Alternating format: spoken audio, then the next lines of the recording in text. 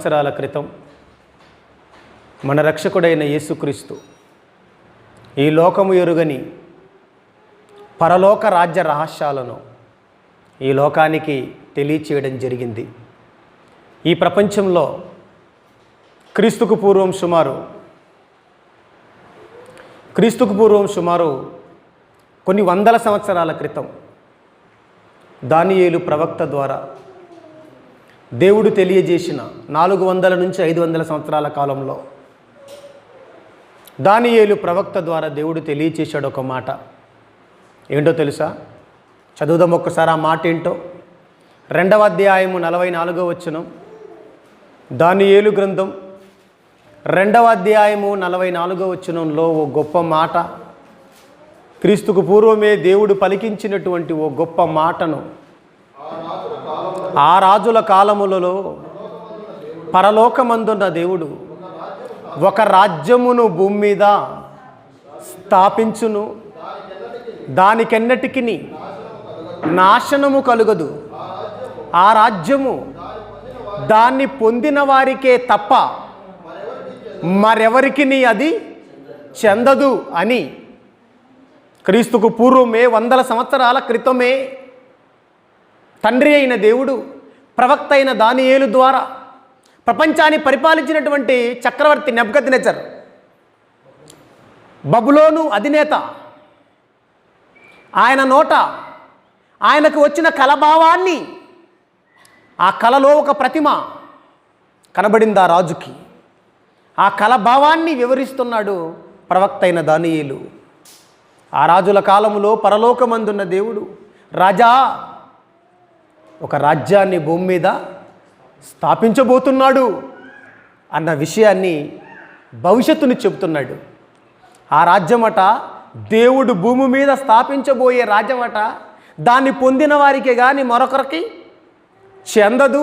ఆ రాజ్యమట అంతము లేని రాజ్యం, నిరంతరము ఉండే రాజ్యం. అది సాక్షాత్తు సర్వేశ్వరుడు ఈ భూగడ్డపై స్థాపించబోయే రాజ్యం అని ప్రవక్త అయిన దానియేలు ద్వారా దేవుడు తెలియచేశాడు. ఆ రాజ్యాన్ని ఎవరి ద్వారా భూమి మీద స్థాపించబోతున్నాడంటే జగత్తు రక్షకుడైన యేసుక్రీస్తు ద్వారా ఆ రాజ్యాన్ని భూమి మీద స్థాపించబోతున్నాడు. యేసుక్రీస్తు ఈ భూమి మీదకి వచ్చి ఆ రాజ్యాన్ని స్థాపించబోయే ఆ తొలి దినాలలో ఆ మహానుభావుడు ఆ రాజ్యము ఎలా ఉంటుందో, ఆ రాజ్యము ఎంత గొప్పదో, ఆ రాజ్యం యొక్క స్థితిగతులేంటో, ఆ రాజ్యం యొక్క ఖ్యాతి ఏంటో, ఆ రాజ్యం యొక్క విలువ ఏంటో, ఆ రాజ్యము ఎంత గొప్పదో 3.5 సంవత్సరాలే ఈ ప్రపంచానికి ఆయన తెలియచేశాడు. ఆ 3.5 సంవత్సరాలు ఆయన నోటు నుండి జాలువారిన పరలోక రాజ్య మర్మాలు మానవ లోకాన్ని ఆకర్షించింది, మేధావుల గుండెలని కబలించింది, అందరిని గెలుచుకుంది. ఈ రోజుకి 470 కోట్ల మంది క్రీస్తుకి దాసులుగా ఈ ప్రపంచంలో బతుకుతున్నారు, ఆ రాజ్య నివాసులుగా. అందులో అన్ని కులాల వారు, అన్ని మతాల వారు, అన్ని వర్గాల వారు, అన్ని వర్ణాల వారు ఈరోజు క్రైస్తవ్యాన్ని స్వీకరించారు. కారణం ఆయన మాటలు అంత గొప్పవి అని మీరు మర్చిపోకూడదు. మహానుభావుడు ఈ లోకానికి వచ్చి కొండ మీదకి ఎక్కి కొండ మీద కూర్చొని ఆయన చేసిన ప్రసంగములో ఓ గొప్ప మాట మీరు ఇప్పుడు బైబిల్లో చూడాలి. ఏం చెప్పాడో మహనీయుడు ఒకసారి చూడండి ప్రియమైన వారలారా. మత్తయి సువార్త 6వ అధ్యాయము, మత్తయి సువార్త 6వ అధ్యాయము చూడండి. మత్తయి సువార్త 6వ అధ్యాయం 31వ వచనములో యేసుక్రీస్తు ఈ భూమిపైకి వచ్చిన కాలానికి 30వ ఏట ఆయన బోధ ఆరంభించాడు.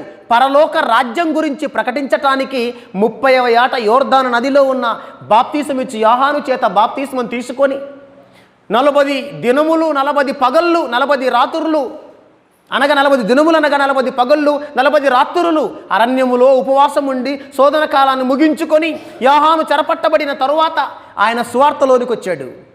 సువార్తలోనికి వచ్చి కొండ మీద ప్రసంగములో ఆయన చెప్పిన ఓ గొప్ప మాట, అప్పటికీ యూదులు కానీ ఇజ్రాయేలీయులు కానీ ప్రపంచ దేశాల్లో ఉన్న మనుషులందరూ కానీ వేటిని వెతుకుతున్నారో, ఏ వెతుకులాటలో ఉన్నారో వాళ్ళ వెతుకులాటను చెప్తున్నాడు 31లో. చదువుదాం. కాబట్టి ఏమి తిందుమో, ఏమి త్రాగుదుమో, ఏమి ధరించుకొందుమో అని చింతింపకుడి. అని చింతింపకుడి అంటే ఏ చింతలో ఉన్నారన్నమాట యూదులు, ఏ చింతలో ఉన్నారన్నమాట ఇశ్రాయేలీయులు. ఏమి తిందుమా, ఏమి త్రాగుదుమో, ఏమి ధరించుకొందుమో అన్న చింతలో యూదులంతా ఉండిపోయారు. వస్త్రం గురించి, తిండి గురించి, దేహం గురించి, త్రాగుడు గురించి ఆలోచిస్తున్నారు యూదులందరూ, ఇశ్రాయేలీలందరూ.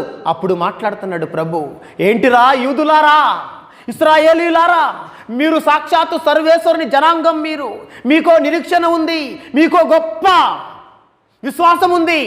మిమ్మల్ని కన్న దేవుడు, మిమ్మల్ని ఏర్పరచుకున్న దేవుడు ఈ భూమి మీద రాజ్యాన్ని స్థాపించబోతున్నాడు.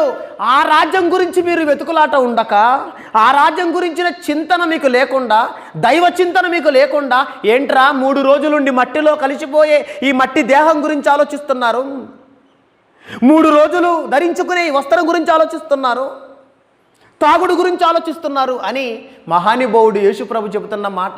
చింతింపకుడి. చదవండి కింద. అన్యజనులు వీటన్నిటి విషయమై విచారిస్తారు. అన్యజనులు అయితే విచారించాలి. మీరు దేవుని జనాంగం, మీ పితరులు అబ్రహాము, ఇస్సాకు, యాకోబులు దేవుని పిల్లలు, సర్వోన్నతుని సేవకులు. మీ తండ్రి అయిన యాకోబు దేవుని కుమారుడు. మీరు కూడా దేవుని జనాంగం, దేవుని రాజ్యం, మీరు దేవుని సొత్తు, మీరు దేవుని ప్రజలు. మీరేంటి ఏమి తిందుమా, ఏమి త్రాగుదుమా, ఏం ధరించుకుందామన్న వెతుకులాటలో ఉన్నారు, ఈ చింతనలో ఉన్నారేంటి? అలా ఉండకూడదు. అన్యజనులు, ప్రపంచంలో ఉన్న అన్యజనులు అయితే వీటిని వెతుకుతున్నారు, మీరు వెతకటం ఏంటి అని యేసుప్రభు వారిని ప్రశ్నిస్తూ కింద చెప్పాడు. వెతకవలసినది దేనినో చెప్పాడు. ఇవన్నీ మీకు తెలుసు, ఇవన్నీ మీకు అవసరమని మీ పరలోకపు తండ్రికి తెలుసు. మీ తండ్రికి వస్త్రం మీకు అవసరమని తెలియదా? మీకు ఆహారం అవసరమని మీ తండ్రికి తెలియదా? మీకు నీళ్ళు అవసరమని మీ తండ్రికి తెలియదా? ఇవన్నీ మీ తండ్రికి తెలుసు కదా. ఎందుకు మీరు వీటి గురించి చింత చేస్తున్నారు? ఎందుకు మీరు వీటి చింతనలో ఉన్నారు, వీటిని వెతుకుతున్నారు అని చెప్పి వాళ్ళు వెతకవలసినదేంటో కింద చెప్పాడు. చూడండి. కాబట్టి మీరు ఆయన రాజ్యమును, నీతిని మొదట వెతకండి. ఏం వెతకాలట? ప్రారంభ కాలములో ఉన్న మనుషులు అనగా యూదులు, ఇశ్రాయేలీయులు దేన్ని వెతకమన్నాడు? మొదట వస్త్రం కాదు, తిండి కాదు, త్రాగుడు కాదు, ధనము కాదు, బంగారు కాదు, తప్పిపోయిన గొర్రెలు కాదు, తప్పిపోయిన నాణ్యాలు కాదు, తప్పిపోయిన మనుషులు కాదు. దేనిని వెతకమన్నాడు? రాజ్యమును వెతకండి, దేవుని రాజ్యాన్ని వెతకండి, దేవుని నీతిని వెతకండి అన్నాడు.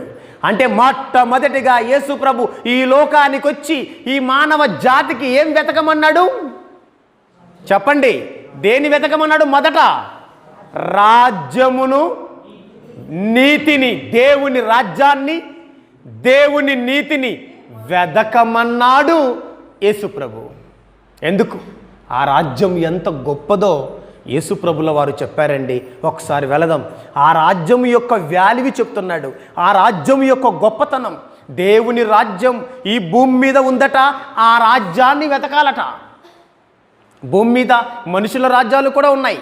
బబులోను రాజ్యం ఉంది, మాదియా పారసిక సామ్రాజ్యం ఉంది, గ్రీకు సామ్రాజ్యం ఉంది కదండి, రోమా సామ్రాజ్యం ఉంది, అషూరు సామ్రాజ్యం ఉంది, ఎన్నో రాజ్యాలు, నిమ్రోద్ సామ్రాజ్యం ఉంది, ఎన్నో రాజ్యాలు ఉన్నాయి. దేవుడు అంటున్నాడు, యేసుప్రభు మాట్లాడుతున్నాడు, దేవుని రాజ్యాన్ని వెతకండి అంటున్నాడు. ఎందుకంటే ఆ రాజ్యం అంత గొప్పదా? ఆ రాజ్యం గురించి యేసుప్రభు ఒక ఉపమానం చెప్పాడు.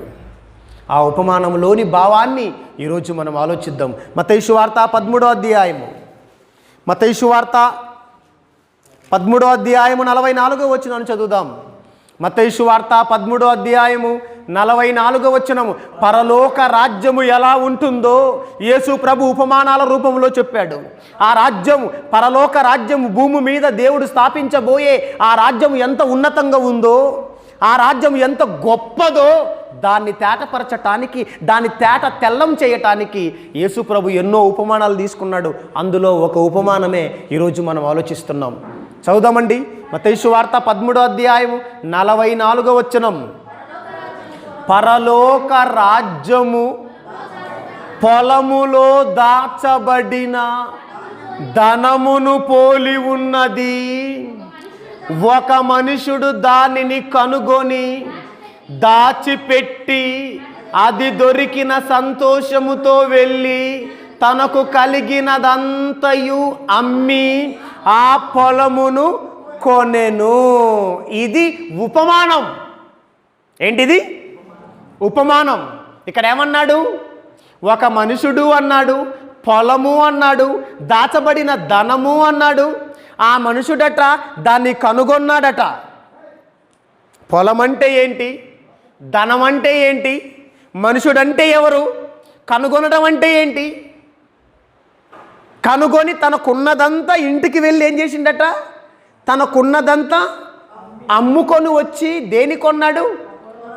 ఏ పొలములో అయితే ధనము దాచబడిందో ఆ పొలాన్ని కొన్నాడట. కొన్న సంతోషం అతనికి ఉంది అని మనం చదువుకుంటున్నాం. ఇక్కడ ఉపమానం అండి. ఇదేంటి ఈ ఉపమానం? ఈ ఉపమానం ఏంటి అని మనం ఆలోచన చేయగలిగితే, ముందు ఉపమానం అర్థమైతేనే ఆ తర్వాత పరలోక రాజ్య రహస్యం మనకు అర్థమవుతుంది.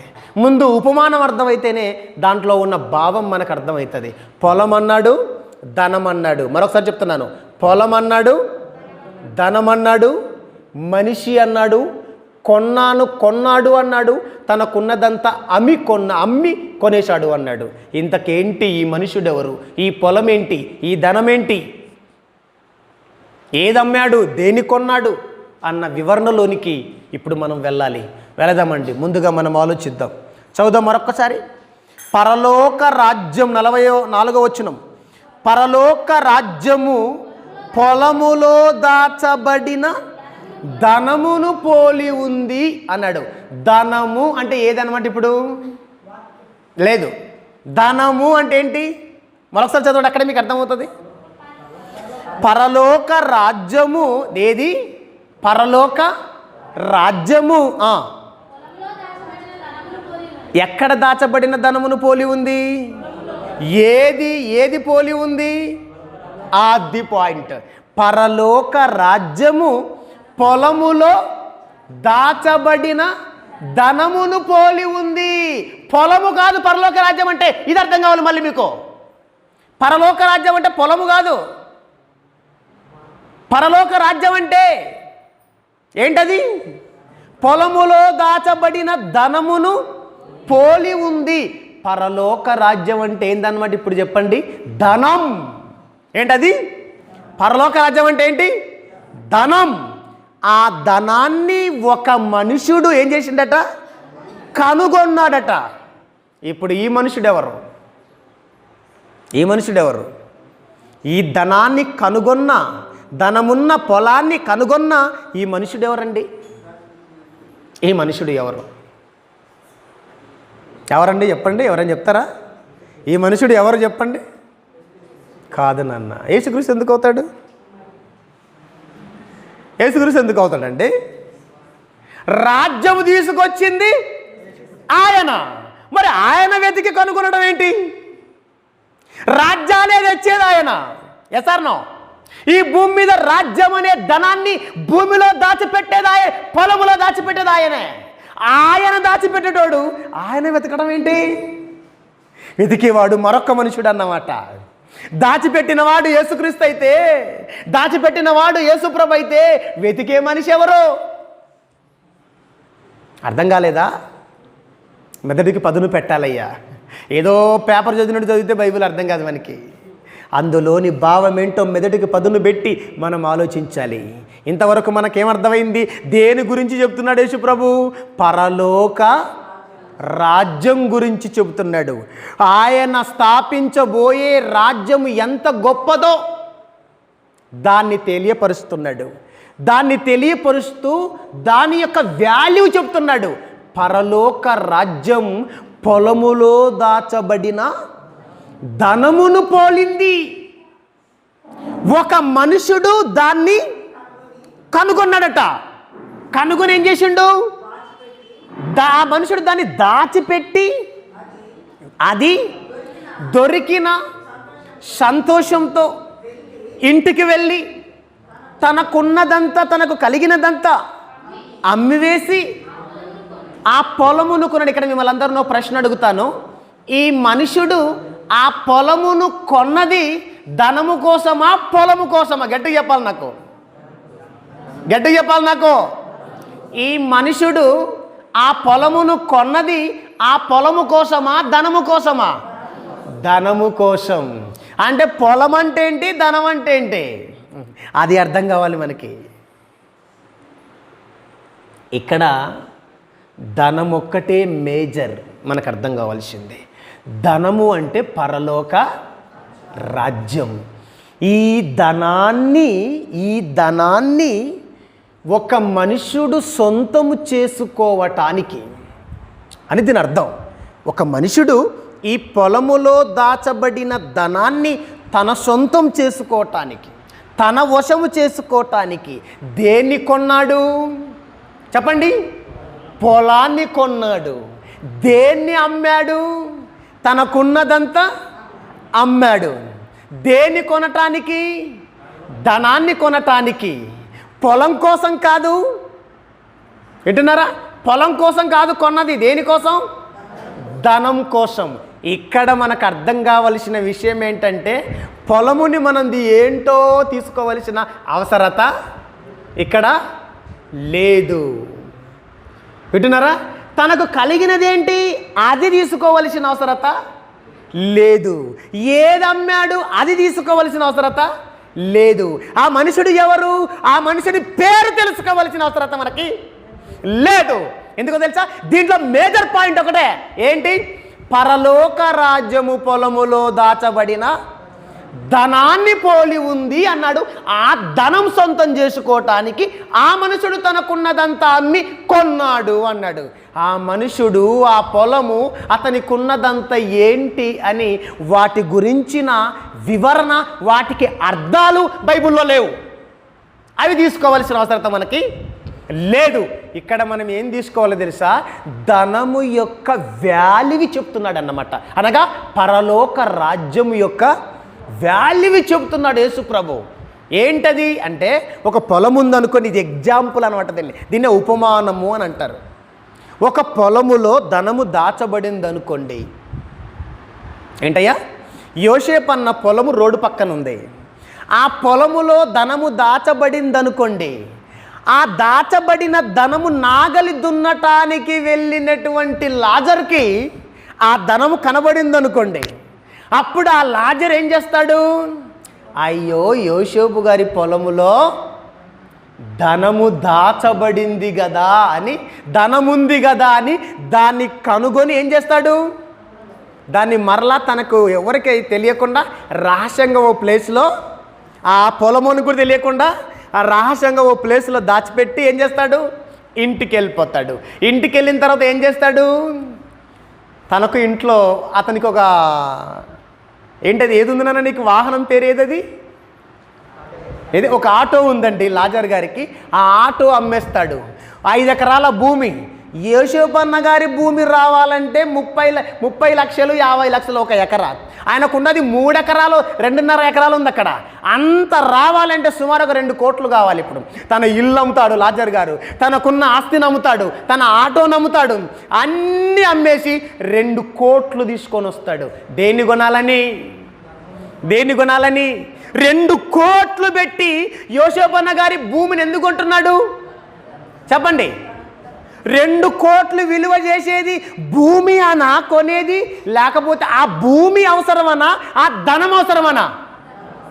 భూమి గొప్పదా, ధనం గొప్పదా చెప్పండి? పెద్ద ఆండకుందండి ధనం. ఇప్పుడు ఏం చేయాలి లాజరు? ఆ ఆండ నిండగా ఉన్న ధనం కావాలి. ఇప్పుడు ఎవరికి?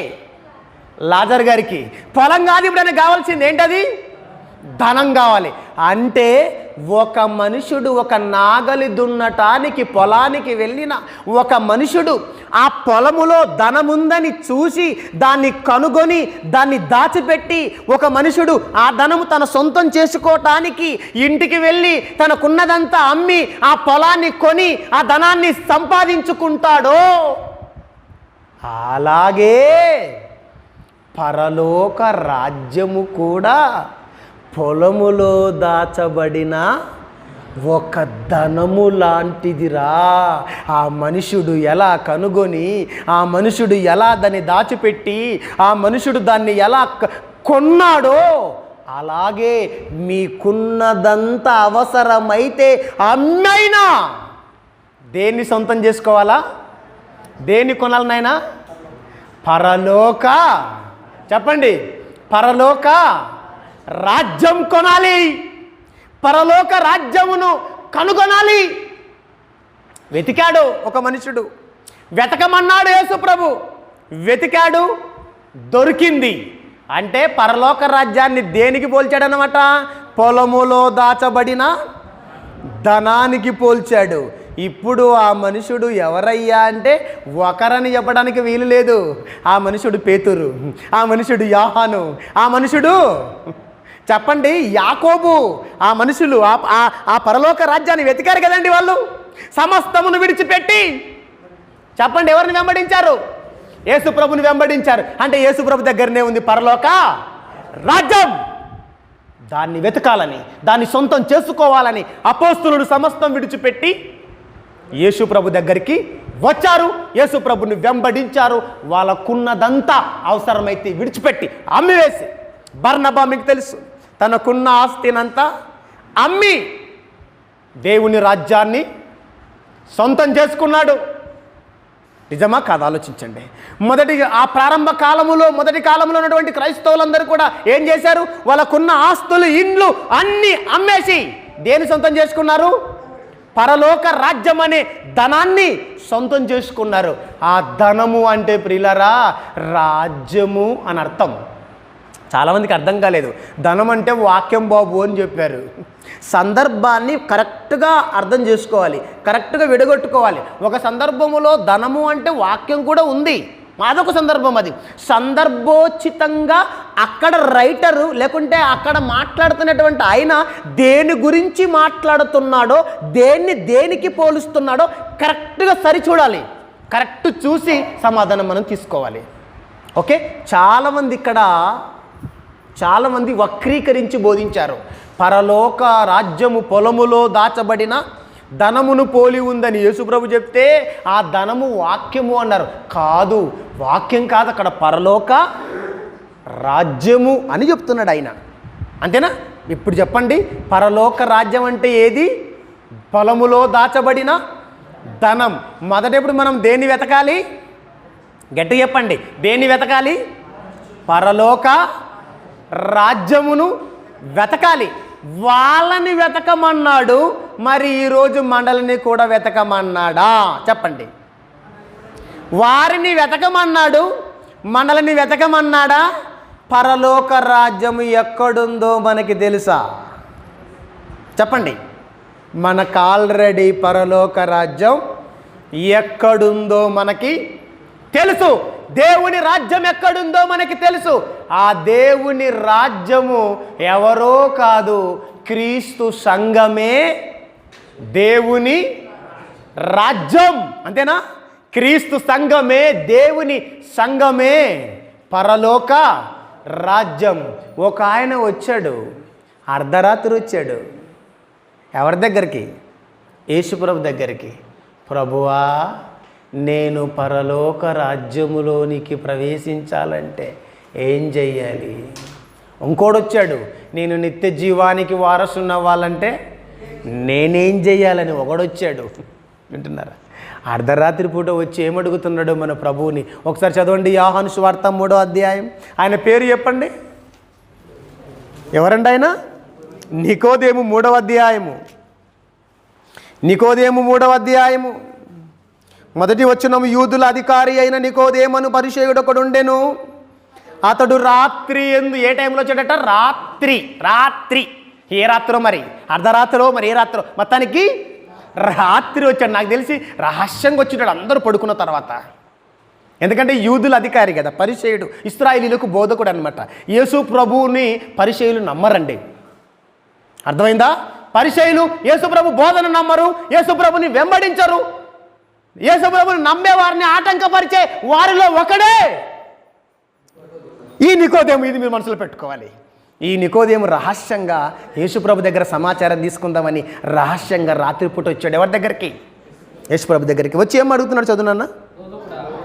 బోధకుడా, నీవు దేవుని యొద్ద నుండి వచ్చిన బోధకుడవని నేను ఎరుగుదునంటున్నాడా, మేము ఎరుగుదమంటున్నాడా? అంటే ఈయనకే కాదు, పరిసయ్యులందరికీ కూడా ఇంటర్నల్గా ఏమర్థమైంది? బాబో, ఈయన దేవుని యొద్ద నుండి వచ్చిన బోధకుడులాగే మనకి కనబడుతున్నాడు. ఎందుకంటే మనకు తెలియని సమాధానాలు ఈయన చెబుతున్నాడు, మనకు తెలియని ఎన్నో లోతైన మర్మాలు ఈయన మాట్లాడుతున్నాడంటే ఈయన దేవుని యొద్ద నుండి వచ్చిన వాడే అయి ఉండవచ్చు అని పరిసయ్యులు కూడా అభిప్రాయపడ్డారన్నమాట. అంతర్గతంగా మనసులో ఉంది. కాకపోతే మనుషులు ఏమనుకుంటారో, యేసుప్రభు గొప్పవాడు అని, నిజంగా ఆయననే లోకరక్షకుడు, ఆయనే గొప్ప ప్రవక్త అని మనం చెబితే అందరూ మనల్ని విడిచిపెట్టి ఆయనని వెంబడిస్తారేమో అని సందిగ్ధంలో పడిపోయారు అందరూ. అందులో ఒకడు తట్టుకోలేకపోయాడు. ఆ ఒకడెవరో కాదు, నికోదేము వచ్చాడు రాత్రి. వచ్చి ఏమంటున్నాడు చదవండి ఇప్పుడు.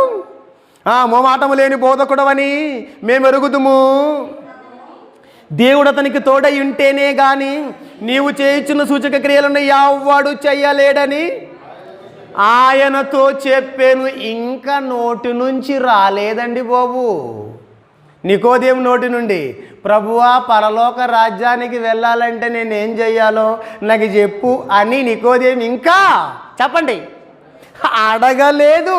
కానీ వెంటనే యేసుప్రభు ఏమంటున్నాడు? అందుకు యేసు, ఎందుకు యేసు, అందుకు యేసు. ఆయన ఏమన్నాడు? నీవు దేవుని యొద్ద నుండి బయలుదేరి వచ్చిన బోధకుడవు, నువ్వు మోమాటము లేనివాడవు, దేవుడు నీకు తోడై ఉంటే గాని ఈ సూచక క్రియలు ఎవడు చెయ్యలేడు అని మాకు తెలుసయ్యా అని చెబుతూ ఉండగానే వెంటనే యేసుప్రభు అతనికి ఇచ్చిన సమాధానం ఏంటి? అవును బాబు, నిజముగా నాకు దేవుడు తోడై ఉన్నాడు, దేవుడే నన్ను పంపాడు, అందుకే మోమాటం లేకుండా బోధిస్తున్నాను అని సమాధానం చెప్తున్నాడా? లేదు. ఏం చెప్తున్నాడు చదవండి కింద. అందుకు యేసు అతనితో, ఒకడు క్రొత్తగా జన్మించితేనే కానీ అతడు దేవుని రాజ్యమును చూడలేడని నీతో నిశ్చయముగా. ఏంటి ఆయన అడిగింది ఏంటి, యేసుప్రభు చెప్తున్నది ఏంటి? ఆయనకి ఈయనకి ఏమైనా పొత్తుందండి? ఆయన ఏమడిగాడు, ఈయన ఏం చెప్తున్నాడు?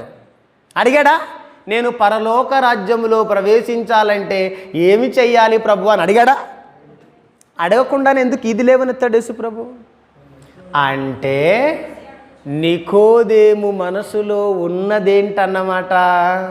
అతని చెప్పేంత వరకు ఎందుకు టైం వేస్ట్ చేయాలి? ఎందుకంటే హృదయ రహస్యాలను ఎరిగినవాడు యేసుప్రభు. నెక్స్ట్ యేసుప్రభు దగ్గరికి ఆ రాత్రి ఎందుకు వచ్చాడంటే ఆ విషయం అడగటానికే వచ్చాడేమో. ఏ విషయం? పరలోక రాజ్యంలో ప్రవేశించాలంటే ఏం చెయ్యాలి ప్రభు అని నెక్స్ట్ అడగటానికేనేమో మూవ్ అవుతుంటేనే యేసుప్రభు వెంటనే వాడికి సమాధానం చెబుతున్నాడేమో అనిపిస్తుంది. మరి అంతే కదండి. మరి ఒకడు క్రొత్తగా జన్మిస్తే గాని దేవుని రాజ్యములో ప్రవేశింపలేడు.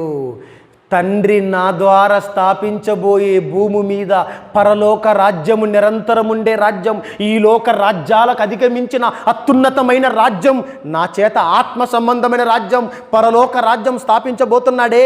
ఆ రాజ్యములో నికోదేము నువ్వు ప్రవేశించాలి అంటే నువ్వే కాదు, ఎవడైనా, పరిసయ్యులలో ఎవడైనా, శాస్త్రులలో ఎవడైనా, యూదులలో ఎవడైనా ప్రవేశించాలి అంటే, రోమీలలో ఎవడైనా ప్రవేశించాలి అంటే ఒకడు క్రొత్తగా జన్మిస్తేనే కానీ పరలోక రాజ్యంలో ప్రవేశించడు అని చెప్పేసరికి నికోదేముది చాలా చిన్న మైండ్ అండి. నికోదేముది పేరుకు మాత్రం పెద్ద బోధకుడు, అస్సలు బుర్రలేదండి నికోదేముకి. ఏమడుగుతున్నాడో సమాధానం ఒకసారి కిందికి రండి. ఏమంటున్నాడో యేసు ప్రభు ఎంత చక్కగా చెప్పాడండి. అందుకు నికోదేము, అందుకు నికోదేము ముసలివాడైన మనుషుడేలాగు జన్మింపగలడు, రెండవ మారు తల్లి గర్భమందు ప్రవేశించి జన్మింపగలడా అని యేసు ప్రభుని అడిగాడు. బుర్ర ఉందండి నికోదేముకి? యేసు ప్రభు ఆధ్యాత్మికంగా చెప్తున్నాడా, శరీర సంబంధంగా చెప్తున్నాడా? ఆధ్యాత్మికంగా చెప్తున్నాడు. ఆత్మ సంబంధమైన జన్మ ఒకటి ఉందిరా, పరలోక రాజ్యము ఆత్మ సంబంధమైనది. ఆత్మ సంబంధమైన జన్మ ఒకటి ఉంది. ఆ క్రొత్తగా జన్మిస్తేనే ఆధ్యాత్మికంగా అప్పుడు మీరు పరలోక రాజ్యములో ప్రవేశిస్తారు అని ఆయన ఆధ్యాత్మికంగా చెప్తే మనోడు శారీరకంగా ఆలోచిస్తున్నాడు. ఏమని? ప్రభువా, క్రొత్తగా జన్మించాలంటున్నావు, ముసలివాడైన ఒక మనుషుడు మరలా జన్మిస్తాడా? తల్లి గర్భంలో పడి మళ్ళా పుడతాడా? ఎట్ట పుడతాడు ప్రభువా అని అన్నాడు. యేసు ప్రభుకి ఆశ్చర్యం వేసిందంటే, ఎరే ఇంతకు నీవు ఇశ్రాయేలు బోధకుడవా లేకుంటే నీవు శిష్యుడవారా? బోధకుడవా సామాన్యుడవా? యేసుప్రభు అన్న ఒక మాట చూడండి. ఏమన్నాడు యేసుప్రభు? యేసుప్రభు ఒక మాట అన్నాడండి. యేసుప్రభు ఒక మాట అన్నాడు. ఏమన్నాడు తెలుసా? ఏమన్నాడు చూడండి ఒకసారి, 10వ వచనం. యేసు ఇట్లా, నేను నీవు ఇశ్రాయేలుకు బోధకుడవై ఉండి వీటిని ఎరగవా? ఆత్మ సంబంధంగా జన్మించాలన్న సంగతే నీకు తెలియదా? ఎరగవా? రాయివి ధర్మశాస్త్రం చదవలేదా? ప్రవక్తల గ్రంథాలు చదవలేదా? ఎక్కడుందిరా నీ బుర్ర? ఎక్కడ పెట్టుకున్నావు రా నీ మైండ్ అంటున్నాడు యేసుప్రభు. ఇశ్రాయేలు బోధకుడు అయింది ఏమడుగుతున్నావు? ఇవి ఎరుగవా? చదవండి కింద. మేము ఎరిగిన సంగతియే చెప్పుచున్నాము, చూచిన దానికే సాక్ష్యం ఇచ్చుచున్నాము. మా సాక్ష్యము మీరు అంగీకరింపరని నీతో నిశ్చయముగా, మీరు అంటే నువ్వు ఒక్కడే కాదురా, మీ పరిచయుల జాతి, మీ తెగ అంగీకరించర్రా. మీరు అంగీకరించరని మేమెరుగుదుము. భూ సంబంధమైన సంగతులు నేను మీతో చెబితేనే మీరు నమ్మకున్నప్పుడు పరలోక సంబంధమైనవి మీతో చెప్పిన ఎడల ఎలాగు నమ్ముదురా? ఎలాగు నమ్ముతారు మీరు? చెప్పు నికోదేం అంటున్నాడు. ఇక్కడ మనకేమర్థమవుతుందంటే, యేసు ప్రభుల వారు చెప్పింది చక్కటి పద్ధతిలో చెప్పాడు, సులువుగా అర్థమయ్యే పద్ధతిలో చెప్పాడు. ఏమడగాలి నికోదేం? వాస్తవానికి చెప్పండి, క్రొత్తగా జన్మించడం అంటే ఎలా ప్రభు అని అడగాలి. అవునా కదా? ఏమడగాలండి సమాధానం? ప్రభువా, నువ్వేంటో క్రొత్తగా జన్మిస్తేనే పరలోక రాజ్యంలో ప్రవేశిస్తారు అని అంటున్నావు. ప్రభువా, క్రొత్తగా జన్మించడం అంటే ఎలా ప్రభువా? ఒకసారి మీరు క్లారిఫికేషన్ చేయవా అని అడగాలి యేసు ప్రభుని. అంతే కదండి. మరి మనోడు అలా అడగకుండా యేసు ప్రభుకి ఎదురు ఏమంటున్నాడు? ముసలివాడు ఎట్లా జన్మిస్తాడయ్యా నీ బోధ కాకున్నా? ఏం బోధ అయ్యా నీది అంటున్నాడు. ప్రభుకు కోపం వచ్చింది. బోధకుడు అయిండి ఏం మాట్లాడుతున్నావురా? ఎరగవా ముసలోడా అంటున్నాడు. ముసలివాడే నికోదేము. అర్థమైందా? ఎరగవారా నువ్వు? వయసులో పెద్దవాడే యేసు ప్రభు కంటే, ఎరగవా నువ్వు అంటున్నాడు.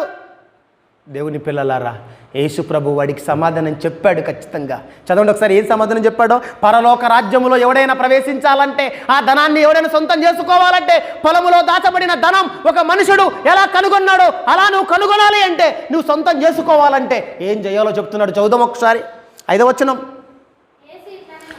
3వ వచనం చదవండి, మంచిగా ఉంటుంది.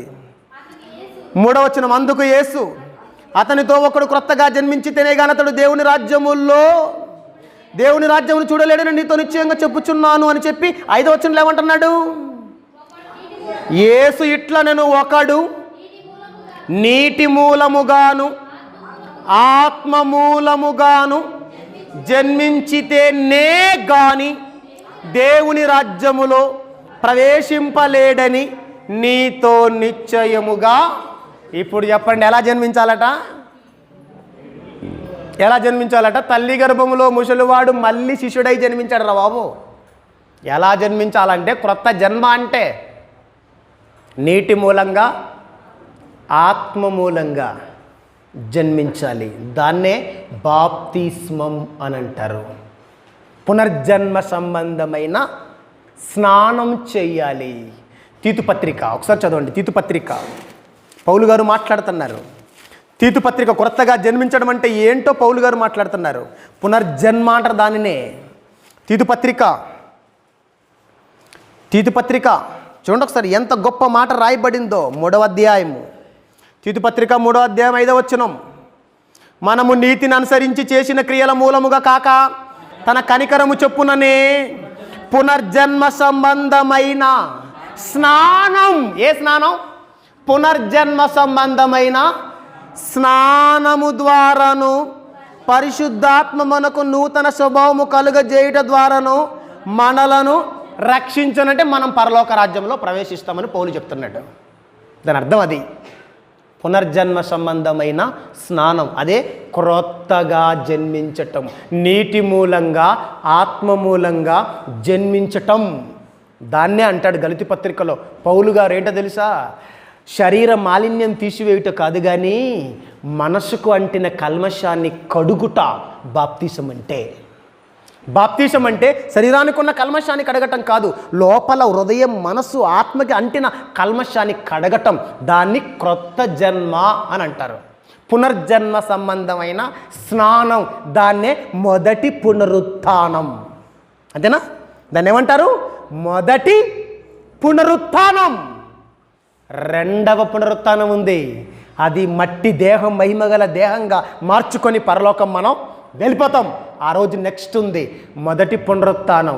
అదే పునర్జన్మ సంబంధమైన స్నానం, అదే బాప్తిస్మం, అదే క్రొత్త జన్మ. నీటి మూలంగా ఆత్మ మూలంగా జన్మించటం అని అంటారు. అదేనయ్యా ముంచట, పాతిపెట్టుట, సమాధి చేయుట మొదలగు అర్థం.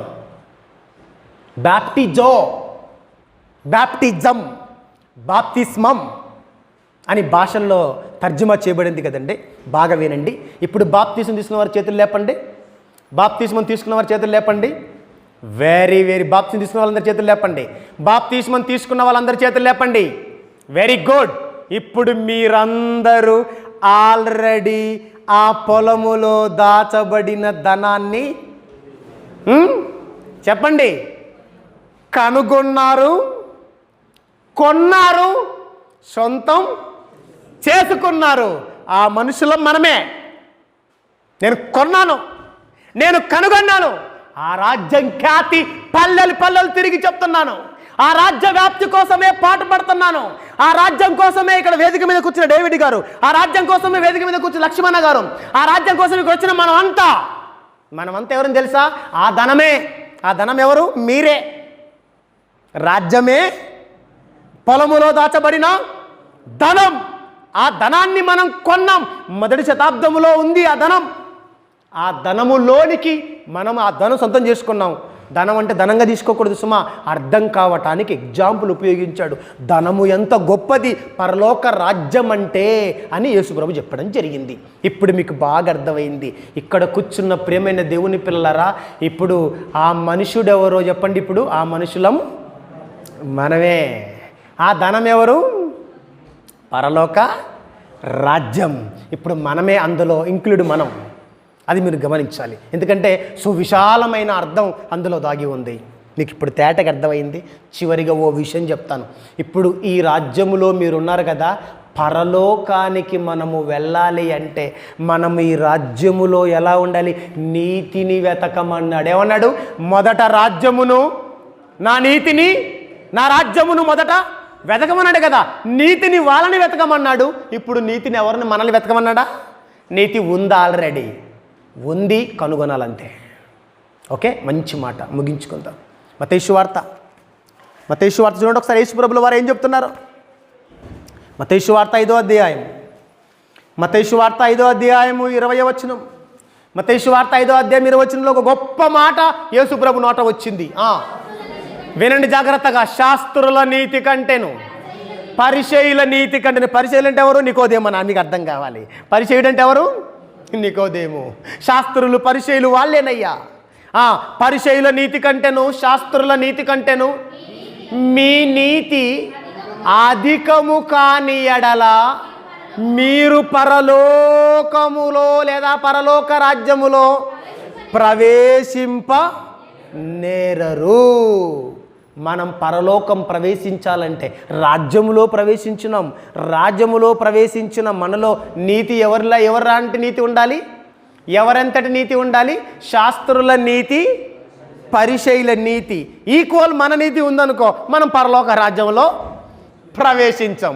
ఎందుకంటే పరిసయ్యుల నీతి ఏంటో తెలుసా? పరిసయ్యుల నీతి వెలుపట ఉంటుంది, క్రీస్తు నీతి లోపట ఉంటుంది. పరిసయ్యులు వెలపల మాత్రమే తెల్లటి డ్రస్సు, నల్లటి బైబిల్. వింటున్నారా? పరిసయ్యులండి వెలపట మాత్రమే సున్నము కొట్టిన సమాధుల్లో ఉంటారు, లోపల కంపు ఉంటుంది. మనం అలా ఉండకూడదు. పరిసయ్యులు వెలపల మాత్రం మనుషులు చూడాలని నీతి క్రియలు చేస్తుంటారు, మనుషులు చూడాలని విస్తారంగా ప్రార్థన చేస్తుంటారు, మనుషులు చూడాలని గట్టిగా పాటలు పాడుతుంటారు, మనుషులు చూడాలని బల్లగుద్ది వాక్యం చెప్తుంటారు, మనుషులు చూడాలని అది చేద్దాం ఇది చేద్దాం అంటారు, కానీ ఏం చెయ్యరు. వింటున్నారా దేవుని పిల్లలారా? పరిసయ్యుల నీతి శరీర సంబంధమైనది, మన నీతి ఆత్మ సంబంధమైనదిగా మారాలి. వాళ్ళ నీతి గోరంత, మన నీతి కొండంతగా మారాలి. అప్పుడే మనం పరలోకంలో ప్రవేశించగలుగుతాం. ఈ రాజ్యంలో చేరిన మనం, ఈ రాజ్యాన్ని కొన్న మనం, ఈ రాజ్యంని సొంతం చేసుకున్న మనం, ఈ రాజ్యములో నీతి ఉంది, ఈ రాజ్యములో నిజాయితీ ఉంది, ఈ రాజ్యములో పవిత్రత ఉంది. నువ్వు ఆ రాజ్య సభ్యుడివైతే నువ్వేం చేయాలి? నీతిగా బతకాలి, ఆనందములో ఉండాలి. ఎప్పుడు పరిశుద్ధాత్మ యందు ఆనందం, దేవునితో సమాధానంగా ఉండాలి, సంతోషంగా ఉండాలి. అప్పుడు నీవు ఈ రాజ్య సభ్యుడవు. యేసుప్రభు వస్తే స్వర్గం నీది నాదే, మనకి ఇకపోతే ఇంకెవరికి ఇస్తాడు?